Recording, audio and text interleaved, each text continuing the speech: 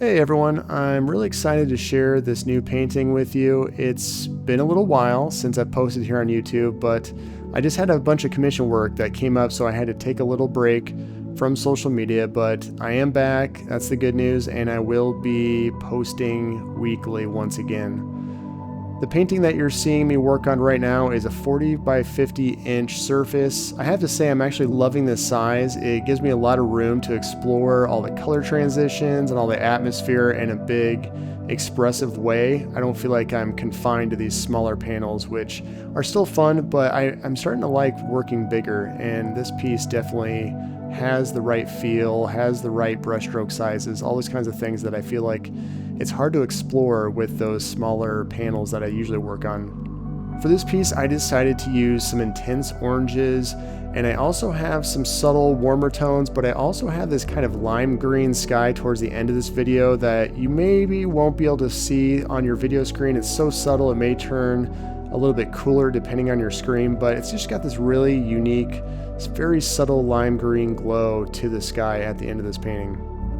This project overall went pretty smooth. I did have to make a few changes along the way. I just kind of felt like the bottom 2/3 of the painting were a little bit too green with the intense oranges. So you'll see throughout the video, I end up shifting some things on the bottom 2/3 to be just about like a brown color. I still think it has a little bit of green in it, but it's a little bit more towards a brown.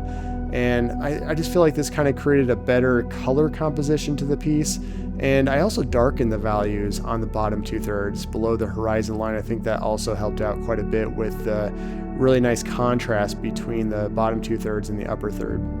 Another thing I was trying to do with that dark bottom versus the upper third being brighter was I wanted the oranges to be kind of like a bridge. So you're going to see that really intense orange on the upper 2/3 line that creates kind of this bridge between the lower 2/3 and the upper third of the final painting, which I think actually works pretty well. It's kind of a composition I've used before, but I think this one really pushed the intensity about as far as I could possibly go with it. Overall, I think I'm really happy with how this piece turned out. It's definitely a different set of colors, so hopefully it will find somebody out there that wants it, but you never know, it could sit around in storage for a little while before it finally finds its new home.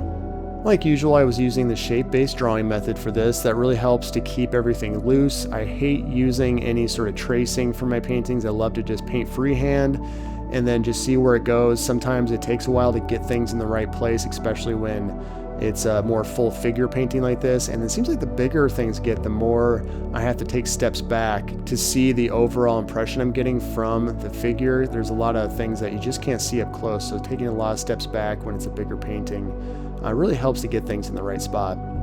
For the surface of this painting, I actually built the panel myself. The cradle on the back is Baltic birch, which is 2.5 inches deep, which really gives it this nice profile on the sides. It really gives it this kind of substantial feel to it. The front is actually 1/4 inch hardboard. I had to go with that instead of the usual 1/8 inch because the double-sided tempered 1/8 inch boards are no longer manufactured in the United States. It added a little bit of weight by going to the 1/4 inch, but it's still very manageable. I did end up using a cleat on the back instead of wire to just make sure that it doesn't fall off the wall from all of its weight. I think it weighs maybe about 30 pounds, so still manageable, but it's getting up there.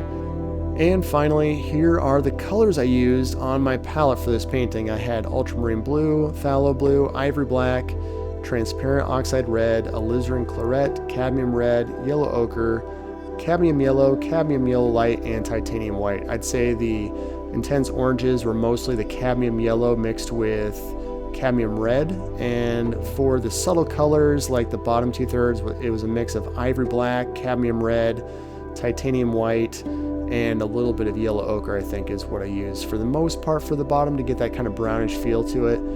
If you'd like to see more about how I paint, feel free to check out my Patreon account where there's a bunch of tutorials, demonstrations, exercises, and monthly art downloads that you can print out and hang on your wall. Alright, so that's about it. Please like, subscribe, all that good stuff. Now I'm just going to go ahead, put some music on so you can watch the full process for this painting I decided to call Ascend.